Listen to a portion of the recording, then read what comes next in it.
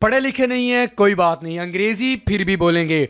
दोस्तों, अगर आप तालीम की वजह से परेशान हैं और आपको लगता है आप इंग्लिश में बात नहीं कर पा रहे, तो ये कोर्स मैं आपके लिए लेकर आया हूँ। इस कोर्स में मैं आपको इंग्लिश बुलवाऊँगा।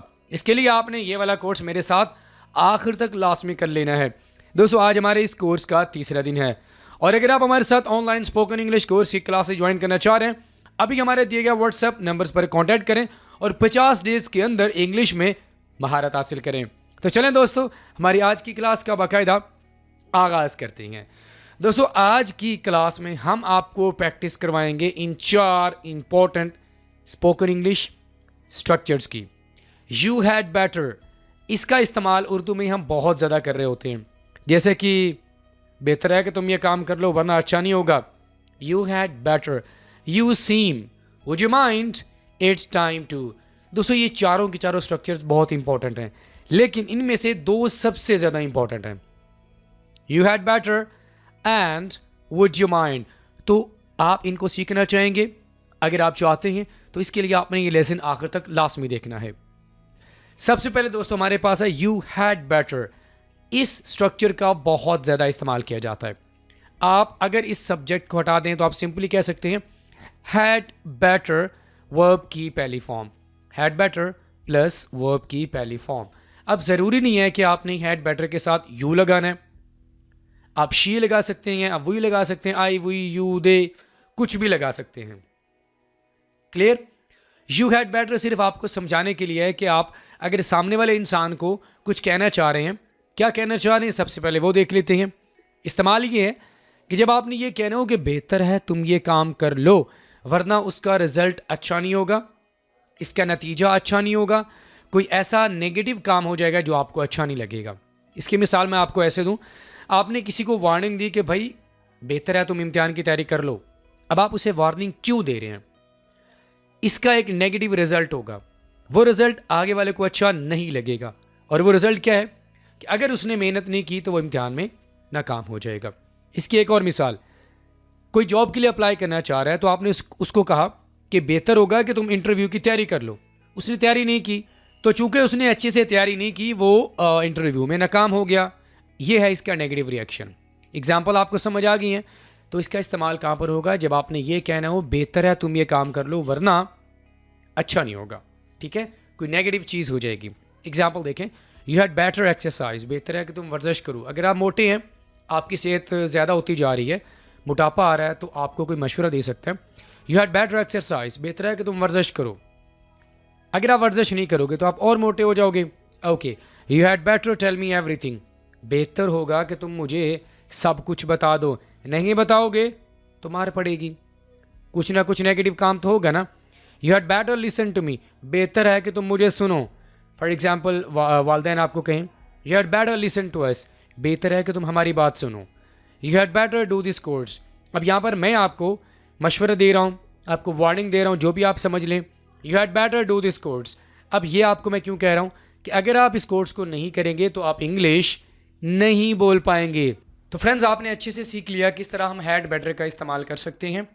आपने इसको लाजमी सीख लेना है क्योंकि डेली रूटीन में हम हैड बेटर का इस्तेमाल बहुत ज़्यादा कर रहे होते हैं।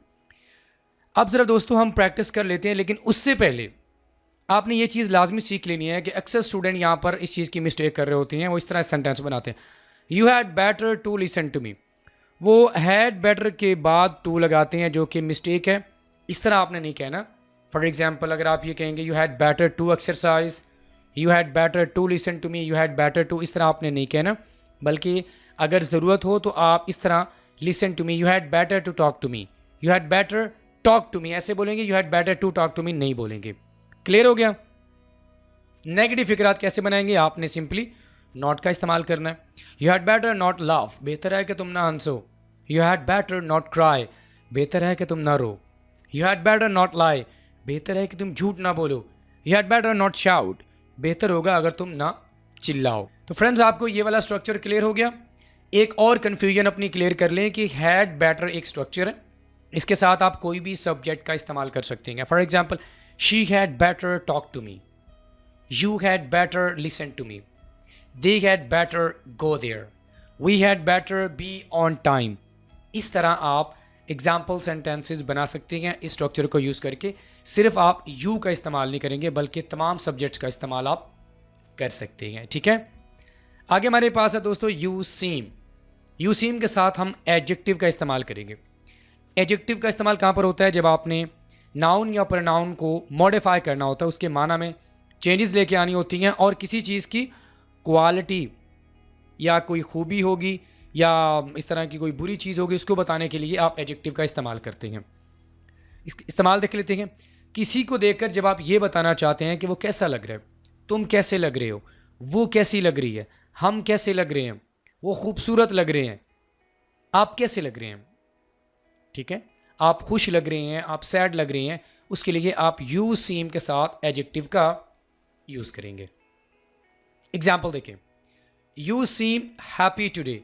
हैप्पी एडजेक्टिव है, आज आप खुश लग रहे हैं। आपने दोस्त को देखा, वो काफ़ी खुश लग रहा था, शायद उसे सैलरी मिल गई थी, तो आप कह सकते हैं wow you seem happy today. She seems sad today. वो आज उदास लग रही है। She seems sad today. You seem excited today. आप पुरजोश लग रहे हैं। एक्साइटेड एडजेक्टिव, आज आप बड़े पुरजोश लग रहे हैं। यू सीम, आप दिखाई दे रहे हो पुरजोश। यू सीम बोर्ड, आप उकताए हुए लग रहे हो। अच्छा, यहाँ पर मैंने सीम्स का इस्तेमाल क्यों किया? वो इसलिए कि शी जो है हमारे पास सिंगुलर सब्जेक्ट्स में से है, यानी ही शी इट में से है, ठीक है। तो अगर आप ही शी इट का इस्तेमाल करना चाहते हैं, ही सीम्स, शी सीम्स, तो आपको पता होगा प्रेजेंट इंडेफिनिट टेंस का रूल है कि थर्ड पर्सन के साथ वर्ब के आखिर में आप एस या ई एस का इजाफा करेंगे। इसलिए हमने यहाँ पर एस का इजाफा किया। तो इस स्ट्रक्चर का इस्तेमाल कब करेंगे? जब ये बताना हो कि वो कैसे लग रहा है, तुम अच्छे लग रहे हो, प्यारे लग रहे हो, एक्साइटेड लग रहे हो, बोर्ड लग रहे हो। इस तरह आप इसका इस्तेमाल कर सकते हैं। नेगेटिव फिक्रात बनाने के लिए आप क्या करेंगे? आप डू या डस का इस्तेमाल करेंगे और साथ में नॉट का इस्तेमाल करेंगे। किस तरह? You don't seem well. Present indefinite tense आपको लाजमी सीखना चाहिए अगर आप डू और डस का इस्तेमाल अच्छे से सीखना चाहते हैं। नेगेटिव फिक्रात बनाते वक्त हम यहाँ पर डोंट का इस्तेमाल करेंगे प्लूरल के साथ, और सिंगुलर के साथ डस का इस्तेमाल करेंगे। ही डोंट सीम वेल, तुम ठीक नहीं लगते। He does not seem happy, वो खुश नज़र नहीं आता। ही डोंट सीम अपसेट, आप परेशान तो नहीं लगते। She does not seem sad, वो उदास नहीं लगती। क्लियर? अगर आप सवाल या फिक्रा बनाना चाहते हैं तो ये तरीका मैं आपको बार बार बता चुका हूँ कि हेल्पिंग वर्ब को शुरू में लेके आए। हेल्पिंग वर्ब सब्जेक्ट के हिसाब से होगा। सब्जेक्ट अगर आपका प्लूरल होगा तो डू का इस्तेमाल करें, अगर सब्जेक्ट आपका सिंगुलर है तो डज का इस्तेमाल करें। जैसे कि डज शी सीम हैप्पी, क्या वो खुश नज़र आती है? ये सब्जेक्ट हमारे पास क्या है? सिंगुलर है ना। Okay. Do I seem upset, क्या मैं परेशान लग रहा हूँ? डज ही सीम एक्साइटेड, क्या वो पुरजोश लगता है? डज शी सीम, अब यहाँ पर देखें ये गलती है, मैं यहाँ पर सवालिया फिक्रा बना रहा हूँ और उससे हट के मैं यहाँ पर डज लगा रहा हूँ, तो ये सेंटेंस बिल्कुल गलत है। हम एस और यस का इस्तेमाल करेंगे लेकिन सिर्फ पॉजिटिव सेंटेंसेस में, जैसे कि शी सीम्स, ही सीम्स, ठीक है। लेकिन अगर आप सवालिया फिक्रा बनाएंगे तो आप एस का इस्तेमाल नहीं करेंगे। तो ये वाला स्ट्रक्चर भी आपको क्लियर हो गया। You seem great today, you seem attractive today, you seem satisfied today, you seem, जो भी आप कहना चाहते हैं आप इस स्ट्रक्चर का इस्तेमाल करके कह सकते हैं। आगे दोस्तों हमारे पास नेक्स्ट स्ट्रक्चर है would you mind plus verb plus ING. Would you mind का इस्तेमाल हम कहाँ पर करेंगे? जब आप बड़े ही अच्छे अंदाज में, शाइस्ता अंदाज में किसी को कोई काम कहना चाहते हैं। आप किसी को कोई काम कहना चाहते हैं, मसलन मैं किसी को कहना चाहता हूँ क्या आप दरवाज़ा खोलना पसंद करेंगे? क्या आप थोड़ा सा इंतज़ार करेंगे? क्या आप मुझे मोबाइल देना पसंद करेंगे? इस तरह हम शाइस्ता अंदाज में, बड़े अच्छे इखलाक वाले अंदाज में किसी को कोई काम कहना चाहते हैं, तो उस सिचुएशन में आपने ये वाला स्ट्रक्चर यूज़ करना है। वुड यू माइंड, एग्जाम्पल देखें, would you mind helping me, क्या आप मेरी मदद करेंगे? आप बेसिकली कह रहे हैं कि अगर आप बुरा ना माने तो आप मेरी मदद करेंगे। Would you mind helping me, क्या आप मेरी मदद करेंगे? Would you mind closing the door, कोई आपके पास आ रहे हैं, मेहमान है फॉर एग्जाम्पल, आप उसे शाइस्ता अंदाज में ये काम कहना चाहते हैं, would you mind closing the door, क्या आप दरवाज़ा बंद कर देंगे? Would you mind waiting a moment, आपके पास कोई मिलने आया, आप किसी के साथ कॉल पे बात कर रहे हैं, तो आप उसको रिस्पेक्ट देना चाहते हैं, शाइस्ता अंदाज में आप उसको कहेंगे क्या आप एक लम्हा इंतज़ार करेंगे? Would you mind waiting a moment, would you mind speaking slowly. तो शाइस्ता अंदाज में अगर आप किसी को कोई काम कहना चाहते हैं तो आप वुड यू माइंड का इस्तेमाल करेंगे। क्लियर हो गया? ओके। इसी की तरह हम यहाँ पर ये वाला स्ट्रक्चर भी यूज़ कर सकते हैं, would you mind plus if. क्या? वुड यू माइंड, और इसके साथ हम इफ़ का इस्तेमाल भी करेंगे जब आप शाइस्ता अंदाज में इजाज़त मांगना चाहते हैं। क्या मांगना चाहते हैं? इजाज़त मांगना चाहते हैं। और पहले क्या था कि आप शाइस्ता अंदाज में किसी को कोई काम कहना चाहते हैं। काम कहना, इजाज़त मांगना, दोनों में डिफरेंस है। तो अगर आप इजाज़त मांगना चाहते हैं आप वुड यू माइंड इफ़ का इस्तेमाल करेंगे।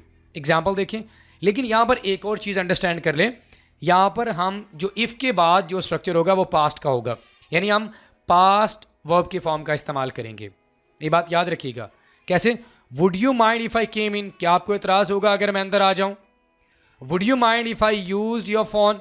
क्या आपको एतराज़ होगा अगर मैं आपका फ़ोन इस्तेमाल कर लूँ? Would you mind if I took your pen. क्या आपको एतराज़ होगा अगर मैं आपका कलम ले लूँ? एतराज़ होगा मतलब आपको बुरा लगेगा। Would you mind if I open the door. क्या आपको एतराज़ होगा अगर मैं दरवाज़ा खोल दूँ? तो अगर आप इजाज़त मांगना चाहते हैं, बड़े ही पोलाइट वे में परमिशन मांगना चाहते हैं, आपने would you mind plus if का इस्तेमाल करना है। और इफ़ के बाद जो आपका सेंटेंस आएगा वो आपका पास्ट में होगा, यानी जो आप वर्ब इस्तेमाल करेंगे वो पास्ट में होगा। क्लियर हो गया? ओके। अच्छा, यहाँ पर एक और स्ट्रक्चर भी साथ में सीख लेते हैं, इससे मिलता जुलता। Would you mind, do you mind, would you mind if. तो ज़रा हम ये भी देख लेते हैं कि अगर आप डू यू माइंड का इस्तेमाल करना चाहते हैं तो आप किस तरह कर सकते हैं। डू यू माइंड के साथ आप वो प्लस आईएनजी का इस्तेमाल करेंगे। इसी तरह आप इस स्ट्रक्चर का इस्तेमाल भी करेंगे जब आपने बड़े ही पोलाइट वे में आप इजाज़त मांगना चाहते हैं तो आप डू यू माइंड का इस्तेमाल करेंगे। वो किस तरह? Do you mind sitting here. क्या आपको यहाँ बैठने पर एतराज़ है? Do you mind sitting here. आपके पास कोई गया तो आप उसको कह सकते हैं do you mind sitting here. क्या आपको यहाँ बैठने पर कोई एतराज़ है? Do you mind opening the window. क्या आपको बुरा लगेगा अगर आप खिड़की खोल दें? Do you mind taking this chair. क्या आपको बुरा लगेगा अगर मैं चेयर उठा लूँ? तो आपको मैं समझा रहा हूँ, इसकी एग्जैक्ट अगर आप ट्रांसलेशन देखें तो यही बनती है, लेकिन आपके आसानी के लिए मैं आपको बता रहा हूँ कि इस तरह आप इस स्ट्रक्चर को यूज़ कर सकती हैं। Do you mind answering the phone. अगर आपको बुरा ना लगे तो ये फ़ोन उठाकर उसको जवाब तो दें। Do you mind turning of the TV. कोई टीवी देख रहा है तो आप उसको कह सकते हैं यार do you mind turning of the TV. अगर आपको बुरा ना लगे तो टीवी तो बंद कर दो। तो डू यू माइंड का इस्तेमाल भी आप तब करेंगे जब आप शाइस्ता अंदाज में किसी को कोई काम कहना चाहते हैं, इजाज़त मांगना चाहते हैं। फॉर एग्जांपल, आप किसी के पास गए, आप उसको कहते हैं do you mind sitting here. क्या आपको बुरा लगेगा अगर यहाँ बैठ जाऊँ? तो इसी सिचुएशन में आप इसका इस्तेमाल करेंगे। ठीक है। अब यहाँ पर बेसिक हम डिफरेंस को अंडरस्टैंड कर लेते हैं कि इनमें डिफरेंस क्या है। अगर हम वुड यू माइंड इफ़ की बात करें तो ये पास्ट में होगा, ये आपको मैं पहले बता चुका हूँ कि इफ़ के बाद जो आप वर्ब यूज़ करेंगे वो पास्ट में होगा। इसका हम इस्तेमाल करेंगे फ्यूचर में किसी फ़र्ज़ी सिचुएशन के बारे में बात करने के लिए। ठीक है। यानी अगर आप किसी सिचुएशन को फ़र्ज़ करना चाहते हैं, अपने माइंड में सोचना चाहते हैं, हकीकत से उसका कोई ताल्लुक़ नहीं है, तो आप इसका इस्तेमाल करेंगे। और ये बहुत ही ज़्यादा पोलाइट है और फॉर्मल भी है। फॉर्मल क्या होता है? यानी आप ऑफिस में, एजुकेशन प्लेसेस में आप इसका इस्तेमाल कर सकते हैं। For example, would you mind if I used your phone. आप ऑफिस में बैठे हुए, आप अपने कोलीग को कह सकते हैं would you mind if I used your phone. आपको बुरा लगेगा अगर मैं आपका फ़ोन यूज़ कर लूँ? अगर हम दोस्तों वुड यू माइंड की बात करें तो वुड यू माइंड इसका जो स्ट्रक्चर है वो तो तकरीबन सेम है इन दोनों का, डू यू माइंड और वुड यू माइंड का। वुड यू माइंड को हम पोलाइट रिक्वेस्ट करने के लिए इस्तेमाल करेंगे। किसके लिए? पोलाइट रिक्वेस्ट करने के लिए। और ये पोलाइट भी है और फॉर्मल भी है। तो ये बात आप समझ लीजिए कि would you mind if and would you mind दोनों पोलाइट हैं और फॉर्मल भी हैं, लेकिन ये वुड यू माइंड इफ़ हद से भी ज़्यादा पोलाइट है। For example, would you mind helping me. Would you mind helping me. अगर हम डू यू माइंड की बात करें तो डू यू माइंड का स्ट्रक्चर भी सेम है, लेकिन जब आप किसी से रिक्वेस्ट करना चाहते हैं या पूछना चाहते हैं, कहना चाहते हैं, कोई फेवर वगैरह के बारे में बात करना चाहते हैं, तो उसके लिए आप डू यू माइंड का इस्तेमाल करेंगे। फेवर किसी से आप लेना चाहते हैं, आप डू यू माइंड का इस्तेमाल करेंगे। ये पोलाइट है लेकिन इतना ज़्यादा फॉर्मल नहीं है, ये बहुत कम फॉर्मल है। For example, do you mind waiting a second. अब यहाँ पर आप किसी से फेवर ले रहे हैं, रिक्वेस्ट कर रहे हैं। तो आई होप दोस्तों आपको अच्छे से समझ आ चुका होगा कि इन तीनों स्ट्रक्चर्स का तकरीबन सेम है। इनका डिफरेंस क्या है आपको मैंने अच्छे से समझा दिया है। अब दोस्तों हम बात कर लेते हैं इट्स टाइम टू की। इट्स टाइम टू और इसके साथ वर्ब की हम सिंपल फॉर्म का इस्तेमाल करेंगे ये बताने के लिए कि कुछ करने का वक़्त हो गया है या कुछ करने का वक़्त था। अच्छा, अगर हम प्रेजेंट टाइम में इसका इस्तेमाल करेंगे तो हम बोलेंगे it's time to do something. लेकिन यही बात अगर आप माजी में करना चाहते हैं तो वाज का इस्तेमाल करेंगे। अब आप फ़र्ज़ करें कि यहाँ पर वाज है, ठीक है, तो इट वॉज टाइम टू ये बताने के लिए कि कुछ काम करने का वक़्त था। For example, it was time to decide. आपसे किसी ने पूछा यार तुमने फैसला क्यों किया था वो वाला फैसला, तो आप कह सकते हैं well it was time to decide, it was time to take the right decision. सही फैसला करने का वक़्त था। It was time to run, it was time to listen, सुनने का वक़्त था। It was time to help. और यही बात अगर आप प्रेजेंट टाइम में करना चाहते हैं तो आप बोलेंगे इट्स टाइम टू। ओके, ये देखें, इट वॉज टाइम टू का इस्तेमाल हम कब करेंगे ये बताने के लिए कि अब कुछ काम करने का वक़्त था और है। For example, it is time to start a new project, नया मंसूबा शुरू करने का वक़्त है। या प्रेजेंट टाइम में यूज़ करेंगे, यहाँ पर हम इसका इस्तेमाल कर लेंगे क्योंकि यहाँ पर हम इसका इस्तेमाल कर रहे हैं। It is time to meet our friends, हमारे दोस्तों से मिलने का वक़्त है। It is time to learn something, कुछ सीखने का वक़्त है नया। It is time to make important decision, अहम फैसले करने का वक़्त है। पास्ट में इट वॉज टाइम और प्रेजेंट में इट इज़ टाइम। क्लियर? अच्छा, अगर आप मनफी फ़िक्रे बनाना चाहते हैं तो वास के साथ भी नॉट लगाएंगे और इधर भी आप नॉट लगाएंगे, लेकिन हेल्पिंग वर्ब के बाद। It's not time to give up, it's not time to give up, हार मानने का वक़्त नहीं है। It's not the time to ignore health, सेहत को नज़रअंदाज नहीं करना चाहिए। It was not time to argue, मतलब बहस करने का वक़्त नहीं था। It was not time to delay, कामों में देर करने का वक़्त नहीं था, मतलब हमें कामों में देर नहीं करनी चाहिए थी। तो फ्रेंड्स, आपको अच्छे से समझ आ गया। सवाल फ़िक्रा बनाने के लिए हम इज़ और वाज को शुरू में यूज़ करेंगे, जैसे कि is it a time to go, क्या जाने का वक़्त है। Is it a time to start, क्या शुरू करने का वक़्त है। Was it time to leave, क्या जाने का वक़्त था। Was it time to act, क्या कोई अमल करने का वक़्त था। तो इस तरह आप इस स्ट्रक्चर का यूज़ कर सकते हैं। दोस्तों, लास्ट में हमारे पास स्ट्रक्चर है आई हैव समथिंग, और वर्ब की पहली फॉर्म का भी इस्तेमाल करेंगे, वर्ब की सिंपल फॉर्म का। जब आपके पास कुछ करने को हो, कुछ कहने को हो, या कोई चीज़ आपकी मिल्कियत में है तो आप इस स्ट्रक्चर का यूज़ करेंगे। समझ आ गया? कुछ कहना चाहते हैं, कुछ करना चाहते हैं, कोई चीज़ मिल्कियत में है तो आपने इस स्ट्रक्चर का इस्तेमाल करना है। एग्जाम्पल देखें, I have something important to tell you. आप किसी के पास जाते हैं, आप उसे जाके कहते हैं hey brother I have something important to tell you, मेरे पास आपको बताने के लिए कुछ अहम है। I have something in my bag, मेरे बैग में कुछ है, मिल्कियत की बात कर रही हैं। I have something to eat, कुछ करना है, ठीक है, खाने की बात हो रही है। I have something on my mind, मेरे ज़हन में कुछ है। आई हैव समथिंग, समझ आ गया किस तरह इस्तेमाल करेंगे। मिल्कियत की बात करनी हो, कोई चीज़ आपके पास हो, कुछ करने की बात हो, ठीक है। अच्छा, अगर आप नेगेटिव सेंटेंसेस बनाना चाहते हैं तो आप सब्जेक्ट के साथ डू डज का इस्तेमाल करेंगे, डज नॉट हैव का इस्तेमाल करेंगे, या डू नॉट हैव का इस्तेमाल करेंगे। जैसे कि I don't have anything to say, लेकिन यहाँ पर हम समथिंग को नेगेटिव सेंटेंसेस में यूज़ नहीं कर सकते। आप ये नहीं कह सकते I don't have something to say, ये गलत हो जाएगा। बल्कि आपने क्या कहना है, I don't have anything to say. Positive में तो आप इस्तेमाल कर सकते हैं I have something to say, लेकिन यही बात अगर आप नेगेटिव में करना चाहते हैं तो आप एनीथिंग का इस्तेमाल करेंगे। I don't have anything to say, we don't have anything to eat, हमारे पास खाने को कुछ नहीं। She does not have money to go, उसके पास जाने के लिए पैसे नहीं। He does not have anything to hide, उसके पास छुपाने के लिए कुछ भी नहीं। क्लियर? तो इसी के साथ ही दोस्तों आज का हमारा ये लेसन ये पे मुकम्मल हुआ। अगर आपने हमारे लेसन को अच्छे से देख लिया है, अब आपने क्या करना है, आपने प्रैक्टिस करनी है। आपके सामने 4 इंग्लिश स्पीकिंग स्ट्रक्चर्स हैं, इनको आप सेंटेंसेस में यूज़ करें। नीचे कमेंट बॉक्स में सेंड कर सकते हैं।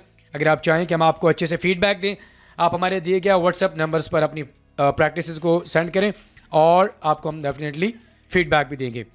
तो इसी के साथ दोस्तों आज का हमारा लेसन नंबर 3 यहीं पर मुकम्मल हुआ। I will see you in the lesson number 4। Till then, अल्लाह हाफिज़।